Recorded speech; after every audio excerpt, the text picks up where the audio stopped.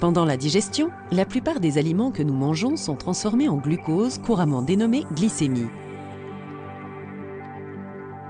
Le glucose circule dans le sang et sert d'aliment pour les cellules du corps. Mais les cellules ne peuvent pas absorber le glucose tout seul. Il faut tout d'abord qu'une hormone dénommée insuline, produite dans le pancréas, se lie à la surface des cellules. Dès lors, les cellules du corps sont activées et sont capables d'absorber le glucose. Ce processus ramène à la normale le taux de sucre dans le sang. Le diabète sucré est une maladie qui affecte la capacité du corps à utiliser efficacement le glucose sanguin. Dans le diabète de type 1, le pancréas ne produit pas suffisamment d'insuline. Le glucose ne peut donc être absorbé pour ravitailler les cellules. Dans le diabète de type 2, l'insuline est sécrétée, mais elle ne fonctionne pas correctement et le glucose n'est pas absorbé régulièrement par les cellules.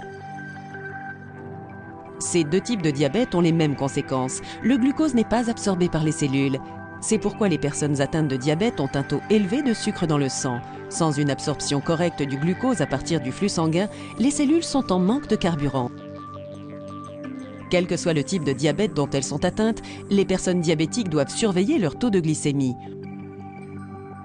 En fonction du type et de la gravité de la maladie, les diabètes peuvent être gérés par un régime alimentaire ou par médication.